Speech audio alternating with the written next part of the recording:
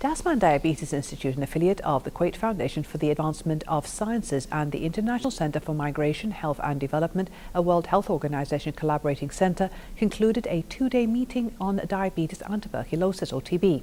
The meeting addressed the global and regional epidemiology of the problem, implications for early diagnosis and treatment, and the need for new approaches, gathered specialists from more than 60 health professions from China, Qatar, the United Kingdom, the United States and Kuwait.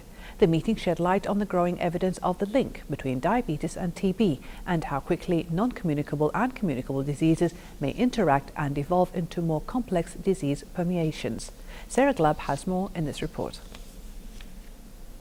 Tasman Diabetes Institute, or DDI, joined the International Centre for Migration, Health and Development to hold the first international technical meeting entitled Diabetes and Tuberculosis, Preventing and Managing a Double Burden. We've discussed the evidence around the association between TB and diabetes and the implications that it might have for screening, particularly screening at a population level. So it's now well established that diabetes increases the risk of TB by about threefold, so you're 3 times more likely to get tuberculosis disease if you have diabetes. And having TB, tuberculosis, may also increase the risk of diabetes. So there's a strong association between these two diseases. And diabetes prevalence is high in this region, and it's increasing generally across the world. And there are concerns that this might undermine efforts to control tuberculosis, because the increase amount of diabetes prevalence may be driving more TB disease. Over 350 million people worldwide are living with diabetes, and Kuwait is one of the 10 most affected countries. Tuberculosis is also rapidly emerging, and the World Health Organization has declared the situation a global emergency, appealing to governments to take action.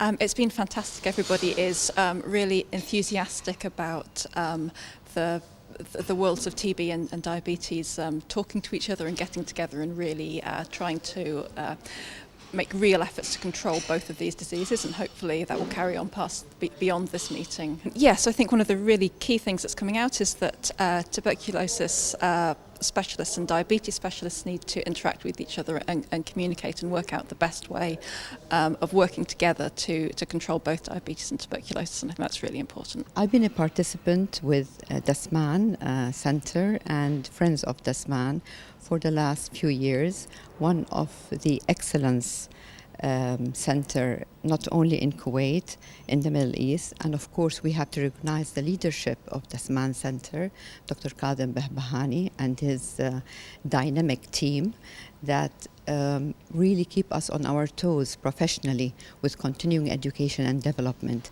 And today's really update and continuing education from morning till the afternoon has been amazing in collaboration with International Center for Migration, Health and Development.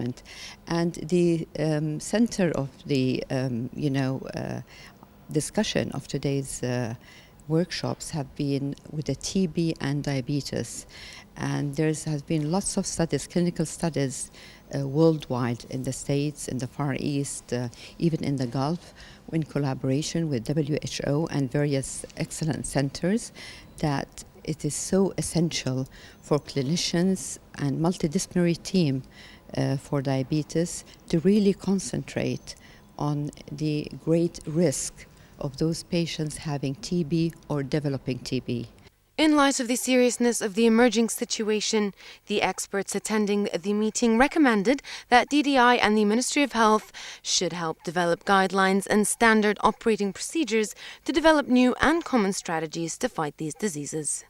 Tasman Diabetes Institute has collaborated with the International Centre for Migration, Health and Development to organize the first international meeting that focuses on the correlation between tuberculosis and diabetes in the Gulf region, in an effort to raise awareness on the various steps and procedures that need to be taken. From Tasman Diabetes Institute, this is Sarah Gleb reporting for English News.